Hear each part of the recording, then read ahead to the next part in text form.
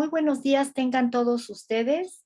Estamos el día de hoy, jueves, reunidos con la doctora María Esther Brandan en una serie de charlas que el programa de lectoescritura y divulgación de la ciencia del Fondo de Cultura Económica organiza mensualmente.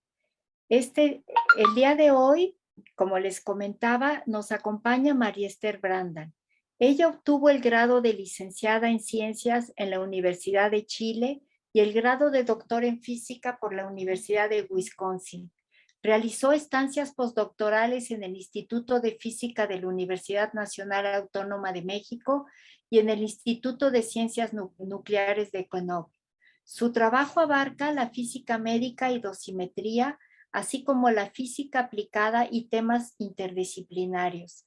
Es investigadora del Instituto de Física de la UNAM y ha merecido múltiples distinciones como la Medalla al Desarrollo de la Física en México en 2003, el Premio Sor Juana Inés de la Cruz 2020 y el Premio Universidad Nacional Investigación en Ciencias Exactas en 2013. Es además investigadora emérita del SNI. Autora de múltiples publicaciones, el Fondo de Cultura Económica editó Armas y Explosiones Nucleares, la humanidad en peligro, y la radiación al servicio de la vida en la colección La Ciencia para Todos. El día de hoy, la doctora María Esther Brandan platicará sobre la física médica, una opción de desarrollo profesional y de investigación en México. Adelante, María Esther, y muchas gracias por estar con nosotros el día de hoy. Muchísimas gracias, Laura. Muchas gracias al Fondo de Cultura Económica por esta invitación y por todo el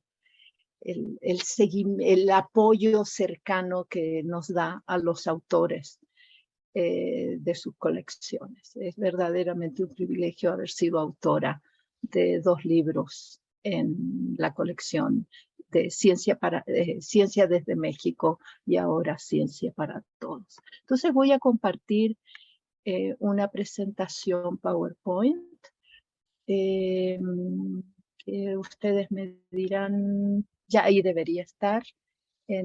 Gracias, Lorena, te veo asintiendo. Debería estar en toda potencia. La presentación de hoy no es sobre un tema de investigación específico.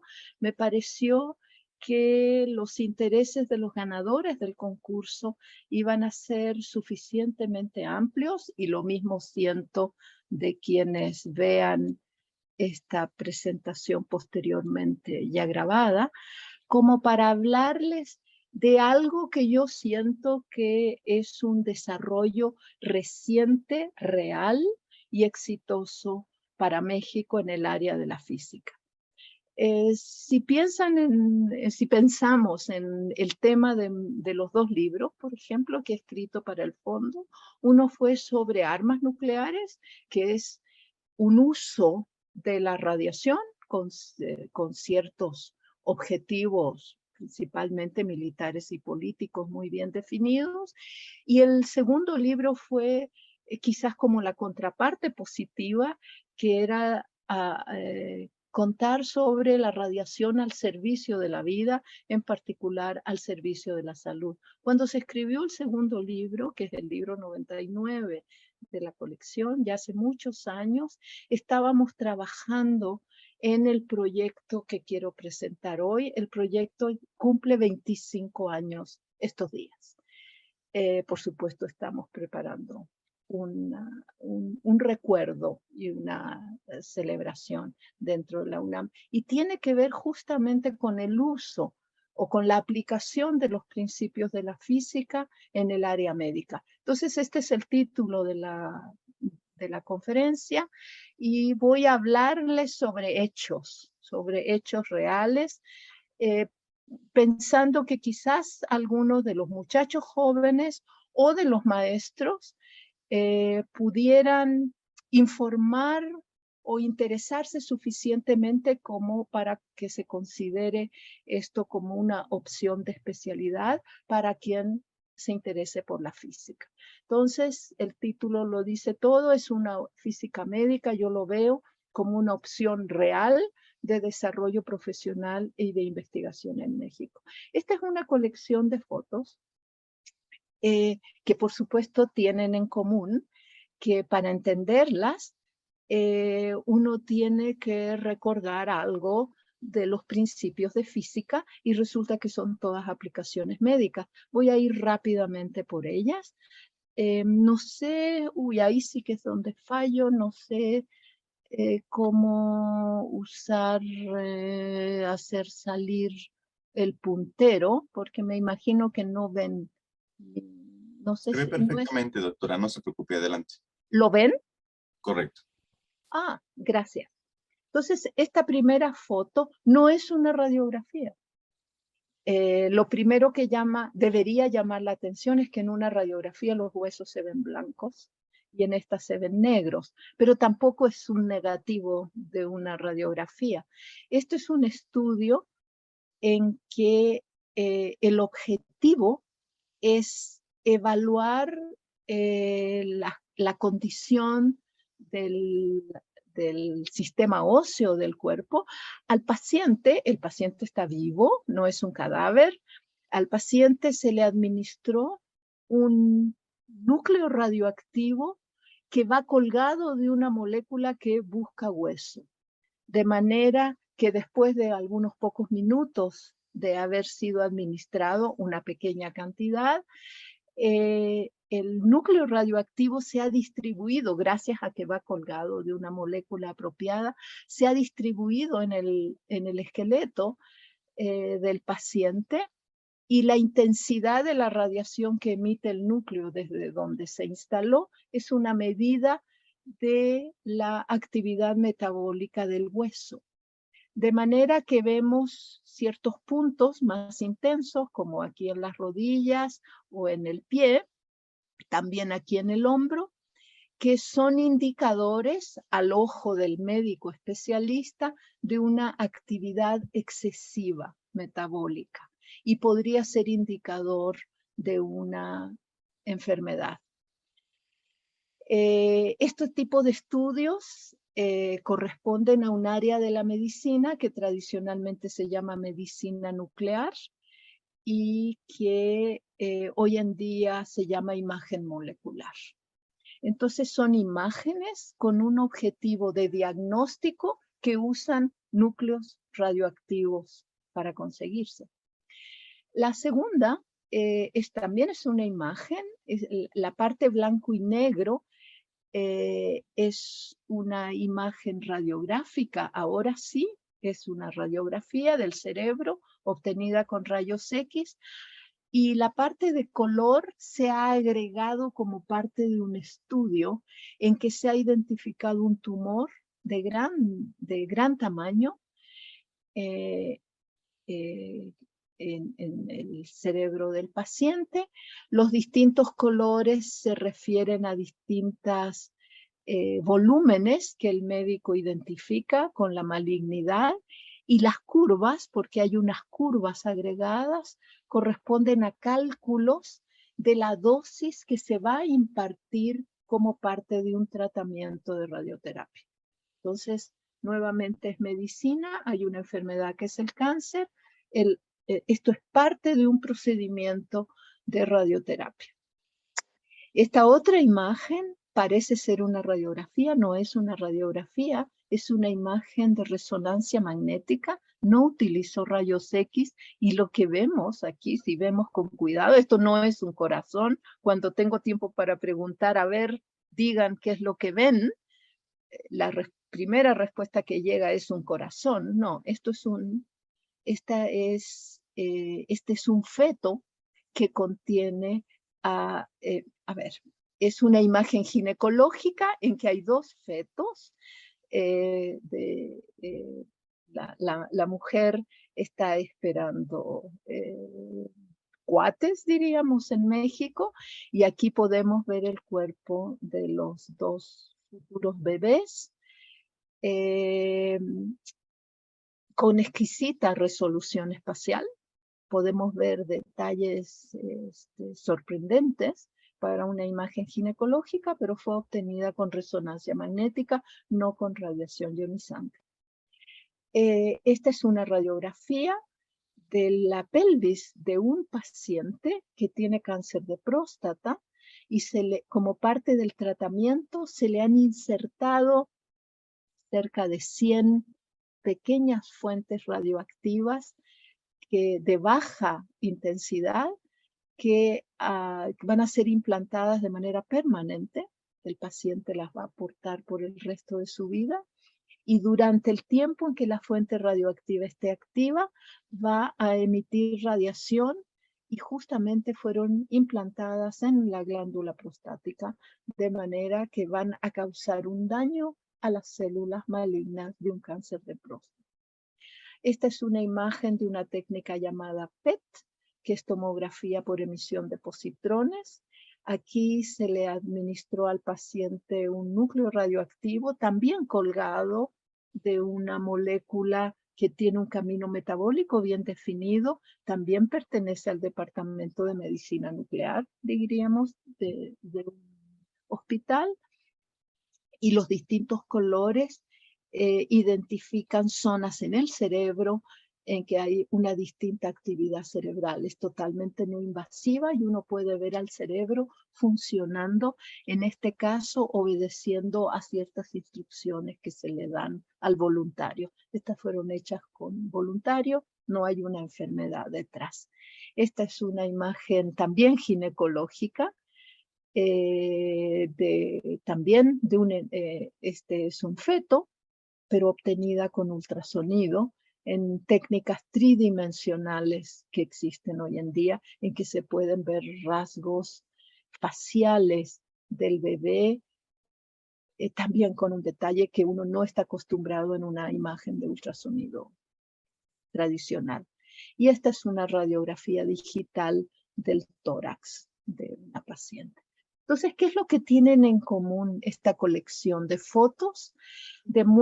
Estas imágenes son reales, no hay ninguna es inventada, son de uso en centros de salud y lo que tienen en común es que la técnica que corresponde, bajo la cual se obtuvo la imagen, proviene de algún conocimiento, principio o aplicación médica de la física.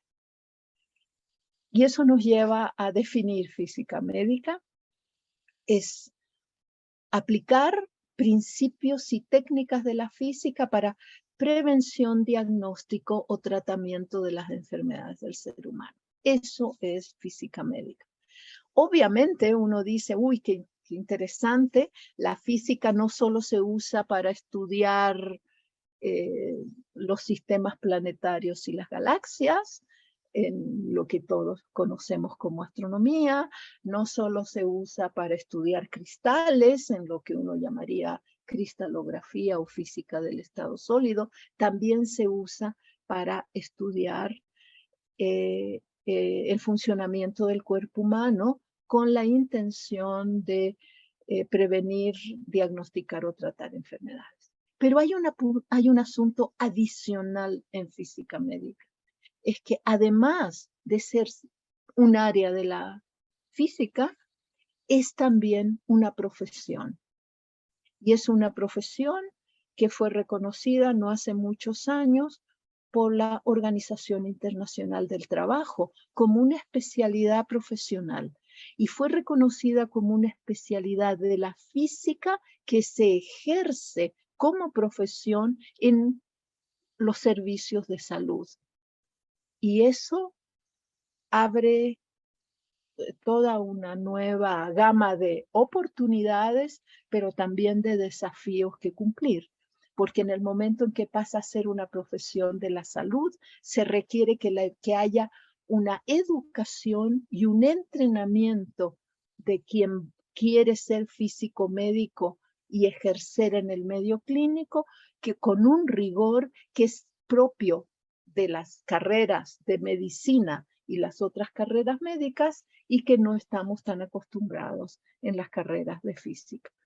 Entonces, cuando uno conoce grupos que hacen física médica, y esto es algo que sorprende a veces y a veces interesa enormemente a los estudiantes, no solo va a haber actividades de investigación en ese grupo, como los habría en cualquier grupo de física del estado sólido o de física estadística, sino que hay una preocupación porque haya para que ese mismo grupo se encargue de la educación y el entrenamiento apropiado para que las personas formadas puedan trabajar en el hospital. Ahora, ¿por qué quisiera uno tener a un físico en un hospital? ¿Ya? Bueno, la primera respuesta es porque sabe física y me acaban de mostrar que la mayoría de estas técnicas están basadas en descubrimientos de física, ¿no? Como los rayos X, el uso de radionúclidos, el uso de ondas electromagnéticas en resonancia, el uso del ultrasonido, todo eso se ha de aprender en física. Tiene toda la razón. Eso uno lo aprende estudiando la carrera de física. Pero hay cosas adicionales que forman parte como del bagaje de la persona que va a llegar a un hospital siendo físico o física médica. Y esto tiene que ver con lo que uno aprende en la carrera. A uno en la carrera de física no solo le enseñan las leyes de Newton y la ecuación de Schrödinger. Uno recibe una formación muy especial. Nos enseñan a identificar problemas y a formular estrategias para su solución. Los que sean físicos saben que en la carrera a uno le ponen problemas en que chocan dos bolitas, ¿no? Y le preguntan sobre los resultados del choque, o en que un cilindro rueda por un plano inclinado, o en que uno lanza un proyectil. No es porque la vida esté llena de bolitas y de proyectiles y de cilindros, es porque a través del planteamiento de problemas simples nos enseñan a identificar qué es lo importante en el problema y a encontrar una estrategia de solución. Uno aprende en la carrera a interpretar información nueva, información a veces que no es la estándar, no digamos la sorpresa que tenemos todos los que estudiamos físicas cuando nos empiezan a enseñar las primeras evidencias del comportamiento cuántico de la materia, por ejemplo. Esa era información totalmente nueva a la cual hubo que aprender a interpretar para encontrar su solución. Luego aprendemos a realizar valoraciones sensatas ante situaciones inusuales. Nos enseñan a transmitir opiniones científicas de forma clara y precisa, a reconocer situaciones erróneas, a tomar medidas correctivas y a establecer nuestras limitaciones. En una carrera de física uno debería aprender a decir no sé. No sé lo que me pregunta, pero lo voy a averiguar. Entonces, todo esto es adicional a la física misma, de modo que si este profesional apropiadamente entrenado es puesto en un servicio de salud, podemos entender que la manera de sacar partido, el mejor partido a los conocimientos y a la formación es tal que el físico o la física médica en el medio clínico puedan ser los responsables de la optimización del uso de la radiación para producir un procedimiento ya sea diagnóstico o terapéutico de calidad. Y esa es la responsabilidad esencial que este profesional lleva o porta en el medio hospitalario.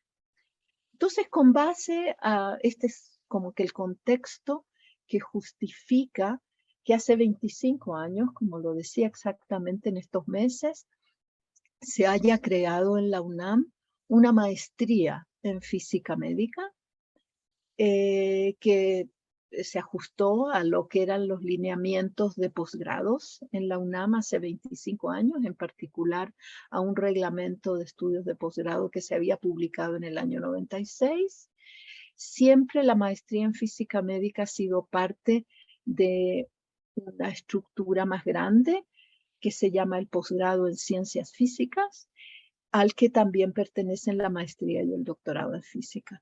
Desde entonces y hasta ahora hemos sido 3 planes de estudio, 2 en física y 1 en física médica. En el año 96, bueno, en los años previos al arranque del programa, fuimos responsables por crear el programa curricular, el doctor Luis Benítez Briviesca, que en paz descanse, de la Facultad de Medicina de la UNAM, conjuntamente conmigo. Y la responsabilidad de coordinar el programa, porque el programa fue creado en el 97 y por supuesto sigue vivo y exitoso, ha recaído en mi persona durante 20 años. Luego lo asumió el doctor Luis Alberto Medina y actualmente es la doctora Carla Paola García Pelaje. Entonces, nuestro objetivo inicial, que se ha ido ajustando, pero lo esencial se mantiene desde el inicio, es un programa de posgrado que capacita a individuos que ya hayan hecho la carrera de física o alguna carrera afín, como alguna ingeniería física, por ejemplo, son las carreras más cercanas a la licenciatura en física en México, y los capacitamos para desarrollar las labores de un físico médico en el medio clínico o iniciar investigación en física médica, dado que se trata de un programa de posgrado. Por supuesto, la idea no se nos ocurrió a nosotros, ya había antecedentes y de hecho ya había un modelo que había aprendido de errores y de aciertos previos al año 96, que yo llamo el modelo de la OIEA, del Organismo Internacional de Energía Atómica, que es el organismo internacional en el que los lineamientos estaban escritos en esos años, con las ideas ya muy claras, ya les digo, con experiencias previas, tanto de éxitos como de fracaso. Y cómo se forma un físico médico para ejercer su labor de manera clínica. Bueno, empezamos con física, física médica, física es el sustantivo, médica es el adjetivo.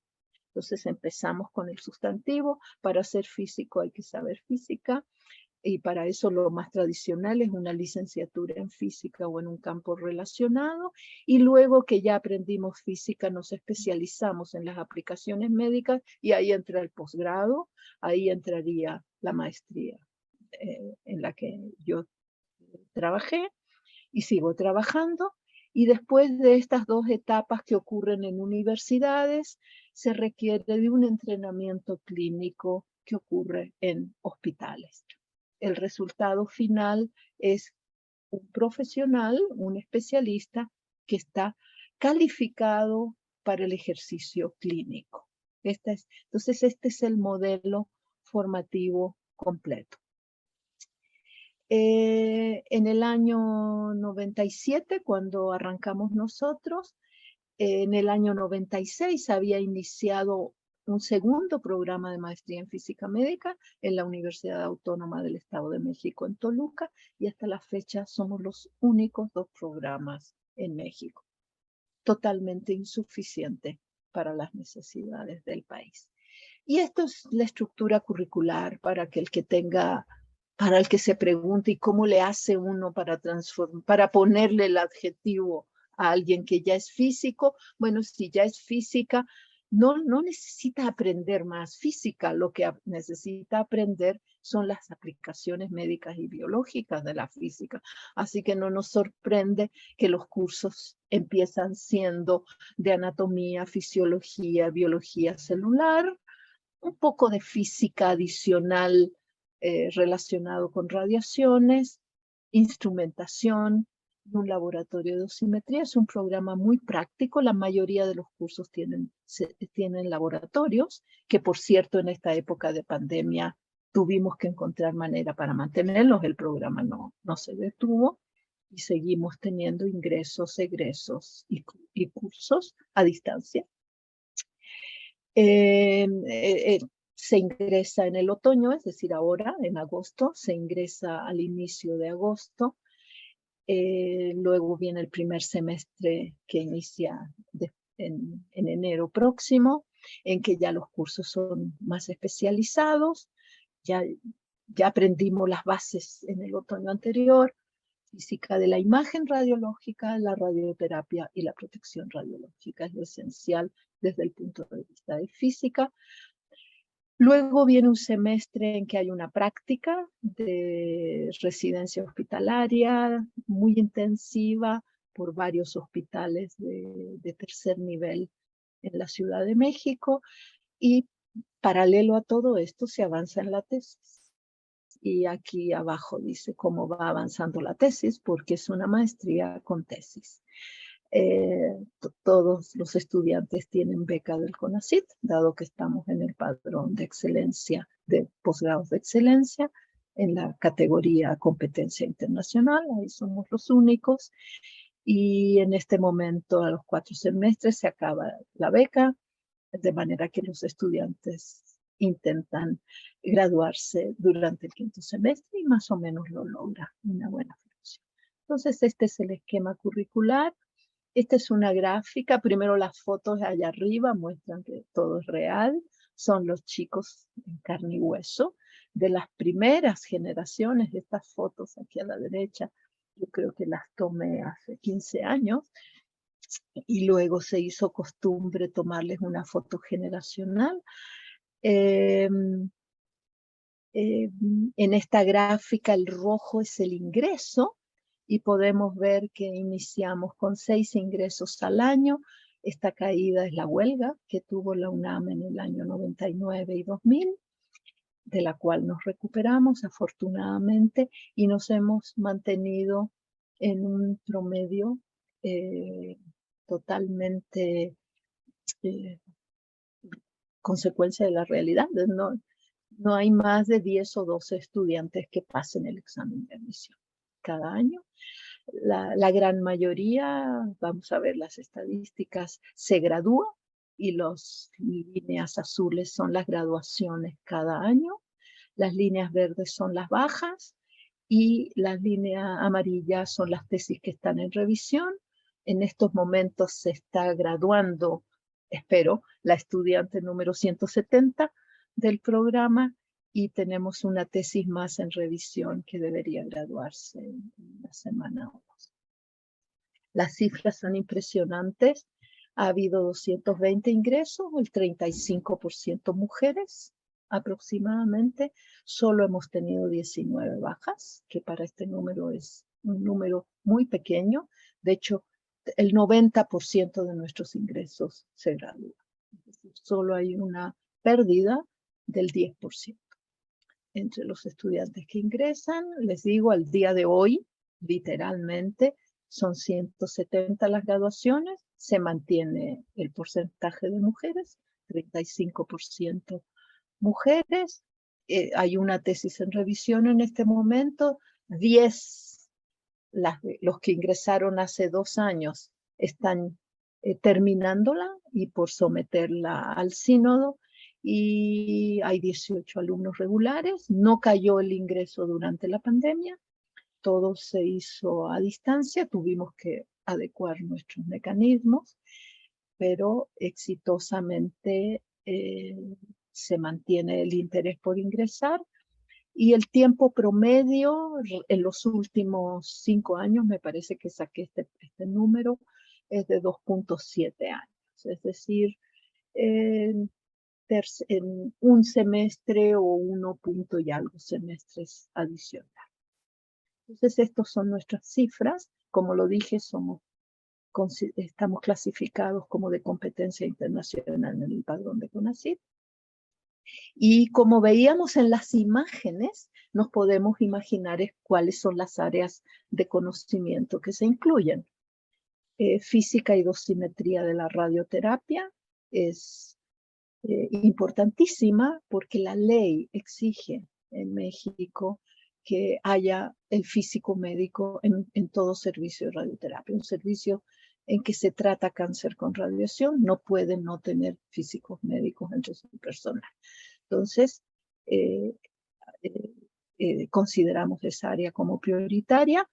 Luego, tradicionalmente, el cuerpo docente nos hemos dedicado a imágenes de diagnóstico médico.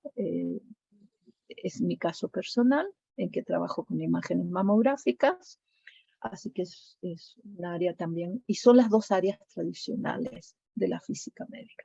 Luego está la radiación no ionizante, que incluiría técnicas de resonancia magnética y técnicas de ultrasonido en medicina, en que utilizan radiación, pero no es ionizante, es de más baja energía. Luego, nuestro programa también incluye la física biológica. Hemos sido muy abiertos en eso desde el inicio y hemos tenido excelentes tutores y excelentes graduados, en que más que médico les ha interesado la parte biológica a la hora de escoger su tema de tesis y luego instrumentación científica. El estudiante lleva este plan intensísimo de cursos que mostré en las dos gráficas atrás y a la hora de escoger su tesis, escoge su tema. Y este es como los estudiantes han ido eligiendo sus temas de tesis. Les digo, tradicionalmente somos un programa en que habemos muchos tutores del área de imágenes, tanto con rayos X como en radionúcleos, y 63 de nuestros graduados han hecho tesis en este tema. Luego, por supuesto, sigue física, la física de la radioterapia y la dosis que se imparte al paciente, temas específicos de cómo medir, de cómo calcular la dosis impartida a los pacientes, que es esencial para el éxito de un tratamiento de radioterapia. Estas son las dos tradicionales, pero vemos que todavía hay más del 30% que se ha interesado en otros temas que afortunadamente nuestro programa se los ofrece. Radiación no ionizante, repito, resonancia magnética y ultrasonido, la física biológica y la instrumentación. Luego, ¿qué ha pasado con nuestros graduados? Y esta es otra pieza de información muy, muy importante porque hemos sido muy exitosos.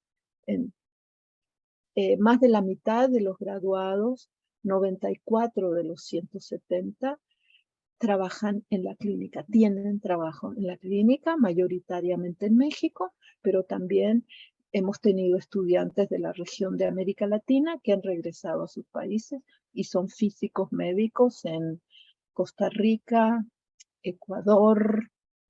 Puedo pensar en estos dos países en un primer momento, en Estados Unidos también.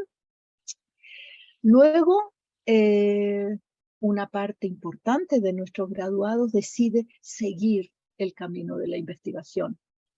Era la segunda posibilidad en nuestros objetivos. Y tenemos en este momento 15 de nuestros graduados que están estudiando su doctorado. Si están estudiando ahora es porque se graduaron, digamos, a lo más hace 5 años atrás. Tenemos 15 estudiando el doctorado, tenemos 33 que ya se doctoraron y de esos 15 tienen plazas de investigador. Es decir, hemos tenido un impacto no solo en los servicios de salud, sino que también en las universidades. Y voy a dar más detalles más adelante. Luego hay 22 estudiantes que se dedican a actividades relacionadas con la física médica. Por ejemplo, son encargados de protección radiológica en algún lugar que no es un hospital, o trabajan en las empresas que producen equipo médico, Siemens, General Electric, etcétera, etcétera, como físicos médicos con sus conocimientos y sus habilidades al servicio de los intereses de la empresa. Luego algunos se han ido a actividades no relacionadas. Hay 6 que están buscando trabajo y de 8 no tenemos información o no la podemos hacer pública por decisión personal. Esta es una gráfica en que, de la República, en que vemos en qué estados de la República hay graduados de la maestría en hospitales. Aquí, donde más hay, 39, es en la Ciudad de México. México es un país fuertemente centralizado. En este caso es la centralización de los servicios de salud de alto nivel y de frontera, lo que lleva a que una gran parte de nuestros graduados encuentren trabajo en servicios de salud de México. Es donde están las técnicas más avanzadas. Generalmente primero llegan a la Ciudad de México antes de llegar luego a Monterrey y Guadalajara. Una fortísima centralización. Luego, entonces, este punto más oscuro es la Ciudad de México, y luego en otros tonos de azul, que van del oscuro al claro, se indica cuántos graduados nuestros hay en otros estados de la República. Y vemos que poco a poco se va cubriendo el mapa. Quiere decir que la gente de nuestro programa, que por cierto, no todos provienen de la UNAM, para nada. Este es verdaderamente un programa nacional de posgrado. La UNAM, la mitad de nuestros estudiantes provienen de la carrera de física o otras carreras de la UNAM, pero la mitad proviene del resto del país, ¿no? Lo que también nos da muchísimo gusto. Muchos de ellos regresan a su estado de origen después de obtenido el grado a trabajar en hospitales, y así vemos cómo los distintos estados van contratando a nuestros graduados. Estas son fotos para ver que todo es real. Estas son fotos de algunos de nuestros cuando eran estudiantes y hacían sus prácticas de entrenamiento con distintos equipos médicos. ¿Qué es lo que hace él o la física médica en el servicio de salud? Ya dije que su responsabilidad es asegurar la calidad y la seguridad de procedimientos que utilicen radiación. Y son muchísimos los procedimientos en diagnóstico y en terapia del cáncer, la radioterapia, en que se utiliza radiación. Pero la responsabilidad, el trabajo de él o la física empiezan no solo ahí con un paciente específico, sino que antes de que se compren los equipos, dado que como entienden la técnica, pueden asesorar a su hospital sobre cuál es el tipo de equipo, el modelo incluso, más apropiado para los objetivos del hospital y para diseñar la instalación antes que se compre el equipo. Luego en el proceso de aceptación y puesta en servicio, puesta en marcha de los equipos del físico médico. Si hay un físico médico allí, sin duda el hospital va a tomar muchas decisiones más apropiadas a su realidad, a su presupuesto y a sus intereses. Luego, supervisar el mantenimiento. El físico no se encarga del mantenimiento, no es esa su carrera, pero sí lo supervisa cuando llega el equipo de la empresa a realizar mantenimiento, garantizar la calidad, es decir, trabajar para que no haya ningún eslabón que falle en la cadena que lleva a calidad del procedimiento, es decir, que se diagnostique lo que se busca diagnosticar o que se controle la enfermedad que se busca controlar. Luego, medir dosis de manera física y de manera clínica.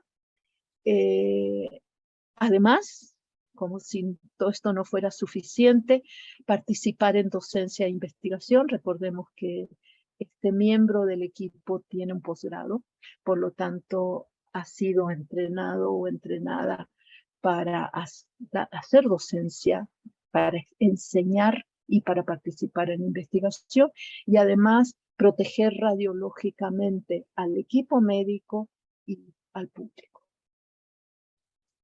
Entonces, regresamos a esta imagen que nos acompaña siempre. Acabamos de hablar en realidad de la educación y el entrenamiento y les quiero dar algunos ejemplos concretos de tesis, de proyectos de tesis. Nomás les voy a contar de qué trata para que la persona interesada se imagine mucho mejor en qué consiste esta especialidad. Estas son imágenes de la tesis de una de nuestras graduadas, que es la maestra en ciencias Itzel Torres. Itzel trabaja en el Instituto Nacional de Cancerología. Actualmente fue dirigida por el doctor Luis Alberto Medina. Y estas son imágenes de cuerpo completo, con color falso, por cierto. Se le pone color para facilitar que se aprecien las zonas de alta intensidad y baja intensidad. Esto es medicina nuclear y estos son pacientes con un cáncer diferenciado de tiroides que están siendo tratados con un isótopo de yodo, el yodo que se llama 131. Aquí podemos ver la silueta del paciente, no necesitamos ser médicos para identificar aquí el paciente y hay ciertas zonas que se ven en color, podríamos decir calientes, es decir, con alta captación, y esas son las zonas a las que el yodo 131 se dirige en el cuerpo del paciente. El interés para un cáncer de tiroides es la tiroides, y aquí está la tiroides en la base del cuello. Y vemos en estas imágenes el radionúclido de yodo acumulándose en la tiroides, también se acumula en otras partes del cuerpo, en particular en la vejiga, porque va a ser excretada por la orina, pero la cantidad de yodo que se acumula en la tiroides de este paciente, aquí no está siendo todavía tratado, se le está dando un tantito previo al tratamiento para poder evaluar el metabolismo de ese paciente en particular y a partir de cuánto capta, poder tomar decisiones a cuánto darle como terapia para tratar el cáncer de tiroides. Entonces, Itzel hizo una primera aplicación piloto en algún número pequeño de pacientes para que el tratamiento se hiciera mejor, se adoptara en el INCAN. Y las imágenes, estas son anteriores y posteriores. El paciente está acostado con un detector arriba y un detector abajo, 2 horas, 20 horas y 50 horas después de la administración del radio. Entonces se obtienen curvas dinámicas, en fin, todo lo que un físico haría con la información cuantitativa en una imagen. Esta tesis es del maestro en ciencias Diego Cueva. Él fue alumno de la doctora Masillón. Él venía de un centro hospitalario en Quito, Ecuador, y él trabajaba ya en radioterapia y hizo una tesis con este equipo de radioterapia en que se utilizaron campos pequeños con una técnica, con 2 técnicas que se llaman radiocirugía estereotáxica y radioterapia intensiva modulada. No hay que saber más, excepto que este es este es el diagrama. Ahí está el paciente en un tratamiento de radioterapia y va a recibir radiación que se produce en este acelerador lineal que se llama LINAC. Aquí hay una foto del equipo, aquí están sus detectores puestos y él hizo ciertas medidas para distintos tamaños de campo para evaluar la calidad de los detectores. Diego regresó a Quito y es el jefe de su servicio de radioterapia en el Hospital Metropolitano de Quito, en Ecuador. Esta es una tesis diferente en su estilo. La realizó la maestra en ciencias Adriana Moreno, quien trabaja en este momento en nutrición, en el Instituto Nacional de Nutrición. Trabajó en la Secretaría de Salud muchos años y tuvo que ver con mamografía. Ella aplicó pruebas de control de calidad. Aquí hay una lista de las pruebas, no espero que nadie las lea, ni siquiera yo, pero aquí hay una larga lista de pruebas que se aplicaron a equipos de mamografía y aquí muestro el resultado de 3 sistemas, sistema 1, sistema 2, sistema 3, y el color de la celda indica si ese sistema cumplía o no cumplía con la prueba. Y vemos que así como hay una buena cantidad, como un semáforo de luces verdes que dicen que todo está bien y que pasa, hay sistemas amarillos que cumplen parcialmente y sistemas rojos en que no cumplen. Entonces, el maestro César Ruiz, que también es graduado de la maestría, dirigió esta tesis y estas tesis nos entregan información sobre el estado de la calidad de las imágenes y de la dosis en estudios mastográficos que se realizan en México.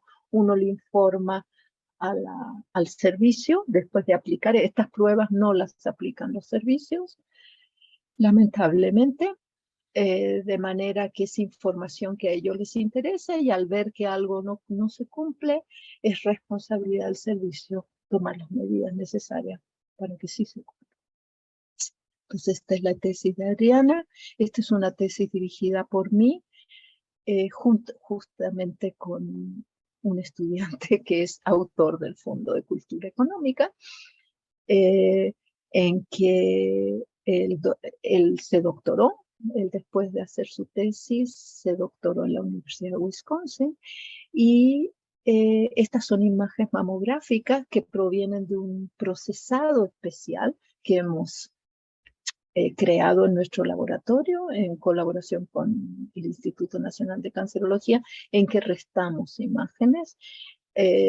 Restamos una imagen en la que aplicamos un medio de contraste, que aquí se ve rojo, menos la imagen sin medio de contraste, y el resultado de la resta es solamente el medio de contraste, y nos permite ver 1, 2, 3, 5 minutos después de la inyección de medio de contraste no radioactivo, donde se está acumulando, y estudiamos la correlación con la malignidad de la lesión. Esta es una tesis instrumental que dirigió el doctor Miguel Ángel Ávila, también graduado de la maestría, posteriormente doctorado, con el maestro en ciencias Rodrigo Espartaco. Él trabaja en los Estados Unidos en este momento, en que le hizo modificaciones al ciclotrón de la Facultad de Medicina para que se produjeran, para poder tener un blanco sólido para producir radiofármacos en el ciclotrón de PET de la UNAM. Entonces, esta es una tesis de tipo experimental y esta es una tesis de resonancia magnética dirigida por el doctor Fernando Barrios de la UNAM en Juriquilla. El estudiante es el maestro en ciencias Cristian Estrada, en que estudió la confiabilidad temporal, es decir, la repetibilidad entre dos medidas hechas en tiempos diferentes con resonancia magnética. Entonces, todavía me quedaba una tesis muy original, dirigida por el doctor Jorge Márquez de la UNAM y la maestra Leticia López. Ella hizo estudios de formas faciales mediante un sistema de estereovisión que se podría utilizar para reconocimiento facial, por ejemplo. Eso es un gustito de 6 de las 170 tesis. Todas las tesis están disponibles en lo que se llama Tesi UNAM, en la plataforma de Tesi UNAM. Y esta es una lista no para que la lean línea por línea, sino que para que se impresionen de la cantidad de líneas. Estos son los 33 graduados que se han doctorado hasta la fecha de nuestra maestría. Los pintados en rojo son doctores ahora, doctores en física médica, la mayoría, que forman parte de nuestro equipo docente. Es decir, que han podido, fundamentalmente porque viven en la Ciudad de México, trabajando, ejerciendo su profesión, ya sea de investigadores o clínica, han podido integrarse como instructores o maestros a nuestro programa. Y esto es algo que ha enriquecido al programa enormemente, dado que cada vez más parte del cuerpo docente son físicos médicos que han sido formados de acuerdo a los estándares internacionales y que además se han doctorado. Hemos tenido impacto en investigación. Son imágenes que tienen que ver con radioterapia, si alguien quisiera saber algo muy, muy específico. resulta que hoy en día podemos, a través de publicaciones y de registros, saber que hay investigación en física de la radioterapia en la UNAM, en el Instituto Nacional de Neurología y Neurocirugía, en la Universidad de Zacatecas, en el CINESTAD Monterrey, y los nombres en rojo son graduados de nuestro programa. Es decir, que vemos nuestro impacto como Universidad Nacional más allá de los límites de Ciudad Universitaria. Esto es una investigación. Y luego, si vemos al desarrollo de física médica en el país, vemos que hay física médica no solo en el Instituto de Física de la UNAM, en otras dependencias, en otras universidades, en otros estados y muy importantemente en los institutos nacionales de salud, que es donde además se brinda servicio clínico, además de realizar investigación. Esta es la portada de nuestra página web. Esto fue tomado hace 2 días, 22 de agosto. Aquí están las fotos generacionales. Aquí hay del orden de 130, 140 estudiantes junto a la imagen, la escultura de Rufino Tamayo en el Centro Cultural Universitario. Esta es la entrada a nuestra página web, donde se puede encontrar muchísima información y, por supuesto, el detalle de graduaciones, de tutores, etc. Y termino refiriéndome nuevamente, viendo el campo de la física médica en el país, dado que llevaba la palabra en México el título. Esta es una gráfica, bueno, esto fue publicado al inicio de la pandemia, fue de los primeros trabajos que logramos sacar, dado que nuestras actividades nos dejaban recluidos en la casa en el año 2020. Lo escribí junto con uno de nuestros graduados y es un estudio sobre cómo ha avanzado la radioterapia, el tratamiento de cáncer por radiaciones en México. Fue un número especial de una revista internacional en que me invitaron a contribuir con un análisis respecto de la profesión de física médica. Y aquí muestro lo que era la situación en el 2004, luego voy a mostrar cuál es la situación en el 2019, es decir, 15 años después, y podemos ver que el cáncer con radiaciones se utiliza o usando irradiadores de cobalto o aceleradores lineales. Y estas eran las cantidades de equipos que existían en México en el año 2004. Fundamentalmente el cáncer se trataba con unidades de cobalto y había solamente la 1/4 parte de aceleradores lineales. Había 55 físicos médicos en esos servicios en esos años, y de esos 22 eran graduados de algún programa de maestría. Esta es la situación en el 2019. Les digo, los irradiadores de cobalto de alguna manera están siendo reemplazados por equipos más sofisticados, mucho más complejos, que son los aceleradores lineales.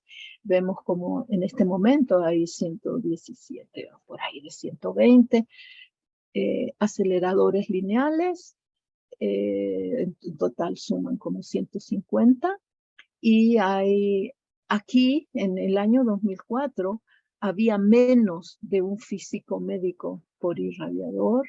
Hoy en día hay 250 físicos médicos trabajando en servicios de radioterapia, y de esos 90 provienen de alguno de los 2 programas de maestría que tiene el país. Esta imagen entonces muestra, es una mirada hacia el futuro, porque esto hay un gran avance, hay un gran equipamiento de los servicios de salud con tecnologías avanzadas que por supuesto requieren de personal capacitado apropiadamente para poderlos utilizar con seguridad y con eficiencia. Y lo que estamos viendo es el crecimiento del empleo para los profesionales, y como nuestros graduados, estos son todos graduados en maestría de cualquiera de las 2 universidades, pero solo en radioterapia. Luego hay 4 que son los que tienen esta palomita amarilla, Son 4 graduados de nuestro programa y aquí están sus fotos, que además han obtenido una certificación internacional como físicos médicos independientes, dado que en México no hay un proceso de certificación individual nacional. Ellos se certificaron externamente y los 4 que tiene México, los 4 son graduados maestros. Esta es una foto de mi grupo de trabajo. Nos llamamos Dosifícame, que quiere decir dosimetría y física médica. Nos interesa trabajar en dosimetría básica, en dosimetría aplicada a la medicina y con un fuerte énfasis en imágenes radiológicos y de ultrasonido. Y esta es una foto de un día de una reunión de grupo. La fuerza de nuestro grupo son nuestros estudiantes, desde el servicio social hasta el doctorado. Entonces, este es el final de mi presentación y espero haber, por un lado, informado sobre una realidad que se ha ido desarrollando en México en los últimos 25 años, que no es poca cosa, y al mismo tiempo ofrecer a quien pueda estar interesado en seguir este camino toda la asesoría que puedan. Ahí está mi correo electrónico y nuestra página web. Basta con googlear Física Médica UNAM y seguro caen en la página web de la maestría. Pues muchísimas gracias. Ay, muchísimas gracias a ti, María Esther, por esta charla que nos diste sobre la física médica, que realmente es muy interesante y tantos años que lleva y tantas aplicaciones prácticas. Yo, por ejemplo, yo fui víctima, pero no víctima de la radioterapia hace muchos años, hace 20 años en el centro médico precisamente. Pasé por radiación de cobalto y lo que sí es impresionante es esa medición que hacen, dosificación de la radiación, que lo hacen con una precisión y te tatúan, ¿no? A mí me tatuaron aquí así en el estómago, tengo todavía ahí mi marquita, que era exactamente donde llegaba la radiación. Y también cuando la hacen internamente con la braquiterapia, también es muy impresionante la precisión. Sí, Cada vez es más, Laura. Me alegro que el resultado haya sí, pues sido. aquí, Ahí aquí estás. me tienes. Y sí, hace 20 años, cuando el programa arrancó, había unidades de cobalto, eran las dominantes, ¿no? Como lo muestra ahí, había 80 cobaltos y 20 Linacs. La tecnología de un irradiador de cobalto es muy simple comparada con la del Linac, ya que es solo la fuente radioactiva. Y de hecho se sigue usando. El cobalto bien usado es extremadamente exitoso, y bien usado quiere decir con mediciones precisas. O sea, tú tienes la idea clarísima, ¿no? Sí. Tú sabes que debe haber una concordancia mejor que el 5% entre la dosis que el médico desea impartir en el tumor con la dosis que en realidad recibe el tumor. Lograr una concordancia del 5% en una magnitud física es sumamente complejo y por eso se requiere de un especialista. Y en este caso es justamente el físico médico. Así que lo de tus tatuajes, tu tratamiento fue en varias sesiones, es decir, tú regresabas 20 días, probablemente 20 diario. días. 40 días, 40 días, y había que asegurarse que cada día tu cuerpo estaba ubicado en la misma posición respecto del irradiador. Y por eso se hacen marcas en el cuerpo del paciente para que con un sistema de iluminación se ilumine siempre la misma zona anatómica. Se sigue utilizando esas mismas técnicas, quizás es más fino el láser con el que se hace la alineación, se utilizan láseres en el cuarto, a veces se insertan marcadores metálicos debajito de la piel, que se llaman fiduciales, para que en la imagen radiológica aparezcan esos puntos que son los equivalentes a las marcas que se hicieron quizás con un marcador sobre tu piel, Sí. ¿sí? Es decir, ha sido un camino impresionantemente lleno de avances, pero detrás de los mismos principios, y cada vez más se requiere mayor precisión en la impartición de la dosis. Y ahí están los físicos, y ahí estamos formándolos de la mejor manera para que no solo en radioterapia, sino que también en estas imágenes de captación de radionúclidos o incluso con resonancia magnética, que alguien podría pensar que como no hay radiación, no hay un riesgo asociado.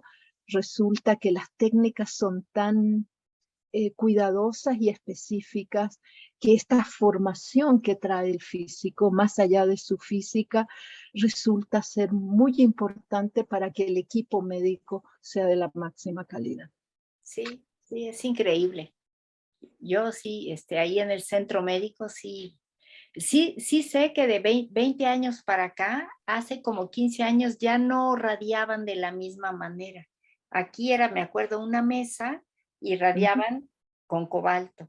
Yo tengo otra amiga que le iban dando vueltas como si fuera pollo rostizado y la Sí. iban diferente y afectaba menos y no era cobalto. Bueno, aquí si ves mi apuntador, Ah, mira. ¿ya? Aquí este es el corte de un cuerpo humano. Esta es justamente la página de la radioterapia, ¿no? Que yo traía, ¿ya? Aquí te puedes imaginar que el paciente está acostado sobre la camilla y que este es un corte, ¿ya? A través del cuerpo. Y estos distintos rayos azules son los distintos rayos de radiación, todos enfocados a la posición del tumor. Y mientras más, bueno, no puedo decir mientras más, pero evidentemente más allá de 4 campos, probablemente tú recibiste 4, arriba, abajo, izquierda, derecha. Me puedo imaginar, aunque no conozco ningún detalle de tu caso, pero aquí podemos ver 1, 2, 3, 4, 5, 6, 7, 8, 9, 10 campos diferentes. El color marca la energía que se deposita en el tejido, y como los 10 cruzan por el tumor recibe, digamos, 10 veces, ¿no? En cambio, las zonas de tejido sano reciben solamente en un solo paso de la radiación, y entonces el daño que uno no quiere causar daño al tejido sano, pero que es inevitable irradiarlo, Ya te lo sé decir queda que sí. por debajo de los límites de toxicidad, y es solamente la zona del tumor. Bueno, te imaginarás que el desarrollo de esto, aquí no gira el paciente está siempre acostado, lo que gira es esto, es la cabeza del acelerador, ¿ya?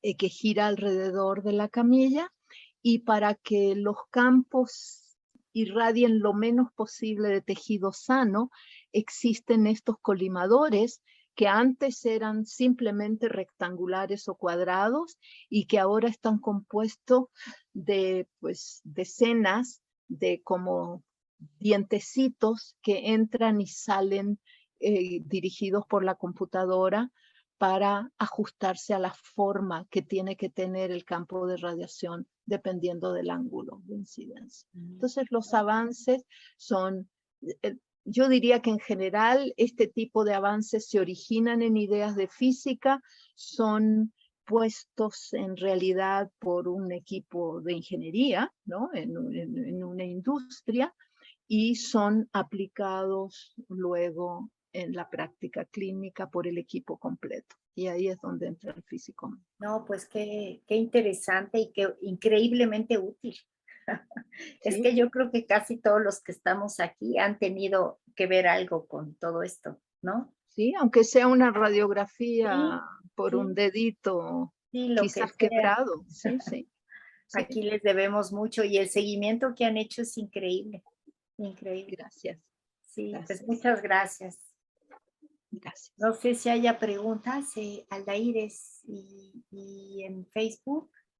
Bueno, primeramente quiero agradecerle, doctora. Muchas gracias por su charla. La hemos tenido ya muchas veces con nosotros. Les recomiendo, por favor, que visiten nuestra página de YouTube, nuestro canal de YouTube más bien. Allí podrán encontrar las demás charlas impartidas por la doctora María Esther Brandan.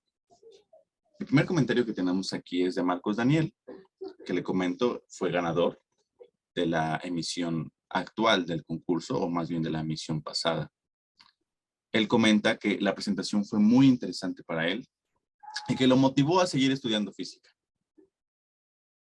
Usted ya ahondó un poco más en esto, pero tal vez podamos seguir hablando. Él pregunta, ¿los medios de radiación empleados en la física médica no son perjudiciales para la salud? Ya dio algunos detalles, pero ¿nos puede dar alguna explicación más? Sí, por supuesto. Muy interesante. Es básica tu pregunta. Perdón, Marcos, ¿sí? perdón, ¿podrías quitar tu presentación? Solo que la vayas a seguir, para que te No la puedan voy a ver bien. necesitar. Sí, gracias, Listo. perdón. Gracias. Gracias. Sí, tu pregunta es fundamental, es esencial. Pues probablemente estás pensando en, déjame responder con el caso más extremo, que es la radioterapia. En radioterapia, uno busca impartir la más alta dosis al tumor para causar el máximo daño. ¿Qué quiere decir daño biológico de la radiación? Altas dosis de radiación dañan suficientemente a una célula para que ésta no se pueda seguir reproduciendo.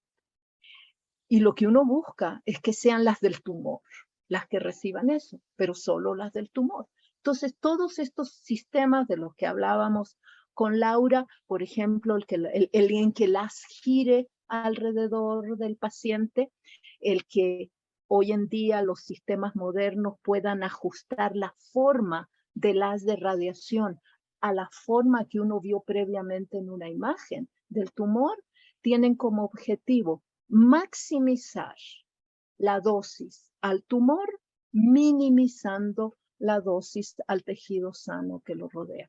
Por eso los tratamientos también son fraccionados, no se entrega todo el tratamiento un solo día, sino que generalmente en radioterapia de haz externo, no sé, entre 5 y 20 sesiones, Laura me dice que ella recuerda 40, eso se hace para dañar un día con una fracción de la dosis total y darle chance 24 horas a que el tejido sano, que está bien irrigado y que está bien alimentado, se recupere y pueda llegar con la segunda dosis. Son estrategias que se han ido diseñando para diferenciar la respuesta que el tejido maligno tiene respecto del tejido benigno. Eso es en cuanto a las altas dosis que se requieren en radioterapia. Luego están las otras aplicaciones que son las de imágenes. En las de imágenes las dosis son siempre bajas. También gracias a desarrollos tecnológicos, porque con una dosis baja, para lograr una dosis baja le vas a lanzar pocos rayos X al paciente, pongámoslo así, pero tienes que detectarlos para obtener tu imagen, así que se ha requerido desarrollar equipos de rayos X apropiados, con sistemas de colimación apropiados, sistemas de imagen apropiados. Hasta el año 2000, por ejemplo, las mamografías todas se hacían con una placa radiográfica. Desde el año 2000 entran al mercado los equipos digitales y ahora se utiliza un detector sólido que está integrado al equipo, que produce un archivo que la técnica radióloga observa mientras la paciente está todavía ahí después de haberse hecho su imagen mamaria. Los detectores, las películas radiográficas, toda la cadena está optimizada para que se necesiten cada vez menos fotones para obtener una imagen de calidad. Entonces, en las imágenes en los procedimientos de imagen diagnóstico, en general las dosis se consideran bajas, es decir, la probabilidad de que haya un daño es muy baja, no me atrevo a decir que es cero.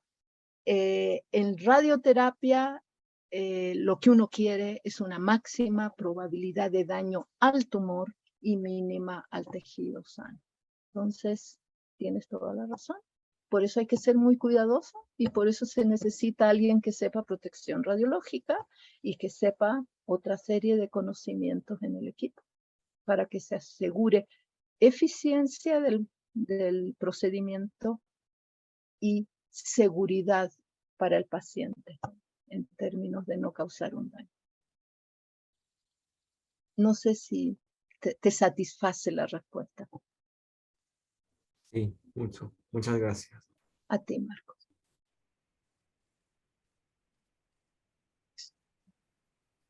Por el momento no hay más preguntas de esta parte de Zoom. Adriana, ¿tenemos alguna pregunta en Facebook? No, sin embargo, bueno, agradecemos antes que nada a la doctora por su excelente charla y a los que nos acompañaron a través de Facebook. Lo que sí, doctora, es que Concepción Sánchez, que nos acompañó a través de Facebook, le manda muchas felicitaciones y piensa que su charla fue sensacional. Así es que agradecemos mucho la charla que nos brindó el día de hoy y a ver, esperamos si alguien más se anima a preguntar.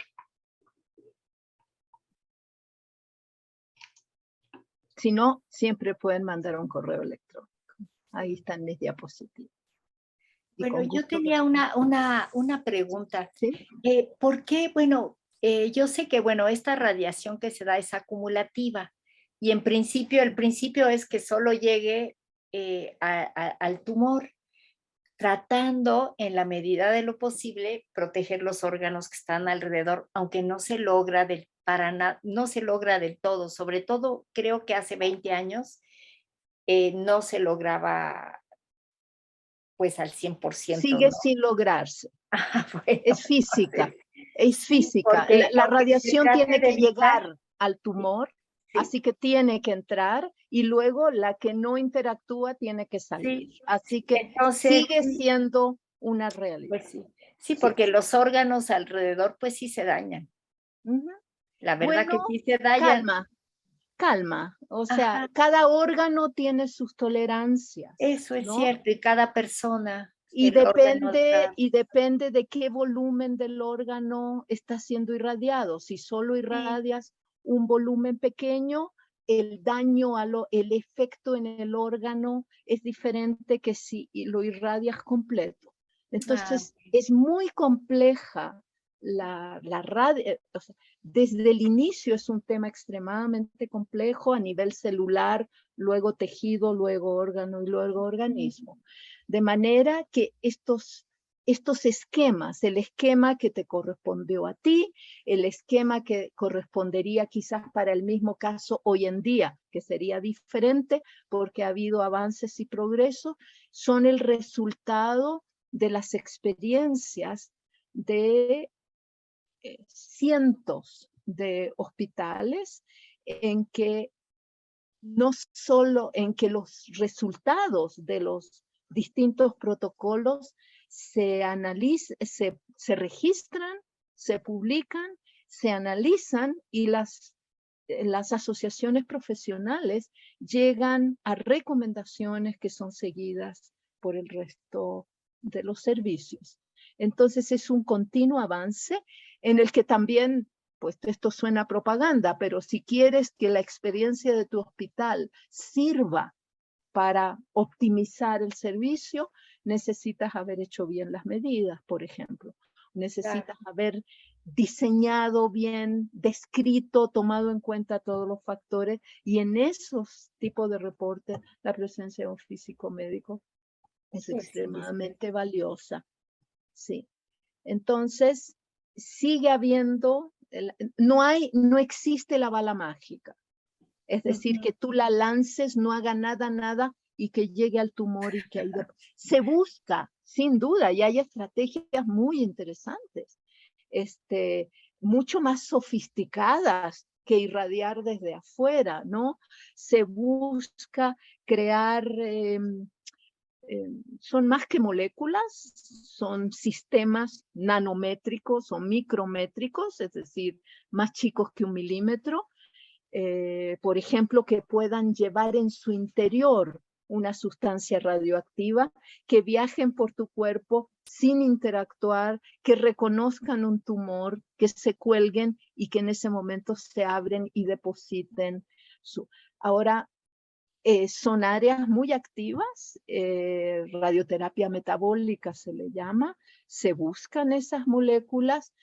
Hasta el momento no hay una que sea 100% efectiva, es decir, que solamente entregue su dosis en el tumor, pero por supuesto hay, mira, hay mucho, esa es la parte de investigación en el área, y de los proyectos de investigación uno empieza como a subir una escalera, empiezas con el concepto, luego eres capaz de construir la molécula, luego se la aplicas a un sistema celular en una caja de Petri, en un estudio in vitro. Si los resultados son prometedores, pasas a la etapa preclínica con animales, con ratones generalmente, donde haces las pruebas y si son exitosas y en cada paso se van quedando, ¿no? Una buena fracción de las que no resultan ser exitosas, que nomás sonaban como buenas promesas, y si se supera la etapa del animal, ya entras a un estudio clínico con seres humanos. Un poco como lo que vimos en pandemia, cuando empezó lo del COVID y se buscaban las vacunas. No sé si se acuerdan que no había vacunas y uno esperaba que los laboratorios, y uno le hablaban de la fase 1 y que va a llegar a fase 2 y que, etcétera. Bueno, el procedimiento es siempre el mismo. Uno empieza en sistemas celulares, pasas a animales pequeños, y solo los que prometen puedes llegar a probar, hacer un estudio clínico en seres humanos. Y si el resultado es positivo, lo puedes aplicar más generalmente. Entonces, sin duda hay mucho buscando alternativas. Pero hoy en día el tratamiento del cáncer, hay 3 métodos, 3 grandes métodos, que son la cirugía para físicamente extraer las células malignas del cuerpo, la radioterapia. Para cirugía se requiere que el tumor esté localizado, ¿no? Porque necesito ir a un lugar específico con un procedimiento físicamente definido. La radioterapia también requiere en general que el tumor esté localizado en un lugar, de manera que lo puedas irradiar con todas estas estrategias.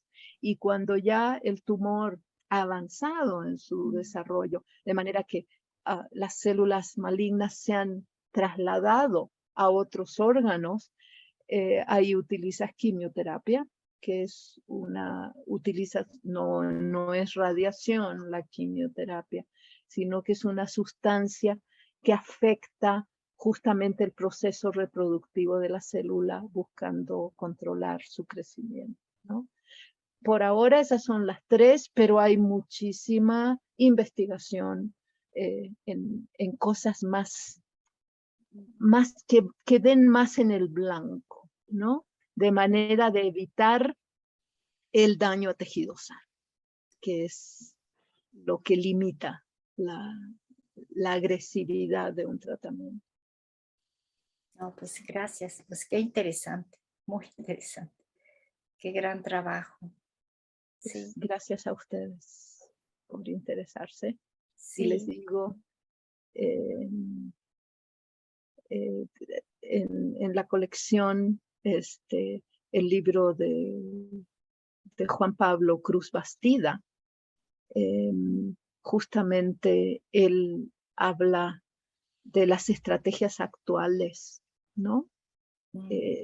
Ojos y armas de la medicina actual, me parece, que es el fotón de Asclepio. El fotón de Asclepio. Es el fotón de Asclepio, está en el grupo de los 200, o sea, tiene un número que será 258, algo por ahí en la colección. Y él hace pocos años, él es un físico médico, quien describe cómo la medicina actual utiliza la física como ojos a través de las imágenes y como armas a través de la radioterapia para tratar el cáncer, para detectarlo y tratarlo. Entonces, para alguien que esté interesado en un libro actual de la colección, yo lo recomiendo. Muchas gracias. Pues muchas felicidades por los 25 años. Muchísimas Y gracias, también Laura.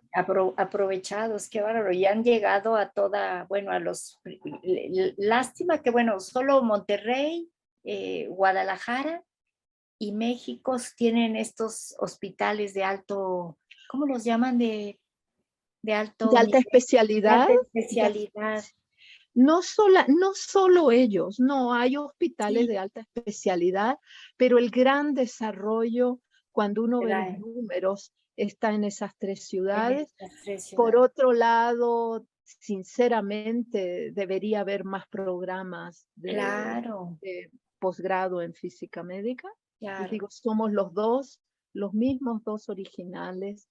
No es fácil, lo puedo decir abiertamente, se requiere de recursos avanzados en cuanto a las tecnologías médicas. La UNAM afortunadamente está rodeada de institutos nacionales de salud, que Sí. es donde nuestros estudiantes realizan sus prácticas clínicas. Y la UNAM cuenta con equipamiento en los laboratorios muy importante para las prácticas de laboratorio requeridas en el programa. Pero yo estoy segura que hay más universidades que podrían, de existir, el deseo y los recursos, ayudar para mejorar los números y la calidad de los físicos médicos. Estamos satisfechos con lo que se ha logrado, pero Sí, mirando cómo hacia no, futuro, cómo no. decimos, sería fantástico que hubiera nuevos programas, ¿sí? Sí. Que aprendieran de nuestra experiencia y que lo hagan de acuerdo a sus propios intereses, ¿no? Pero Claro. sí. Pues muchas gracias, María Esther. ¿Alguien más? Si no, bueno, pues te agradecemos muchísimo que hayas estado con nosotros. Antonio bueno, nos manda a todos y yo te mando a ti o que él te mande la grabación, ¿no? Gracias. Y pues te agradecemos muchísimo. No, Y gracias a bueno, ustedes.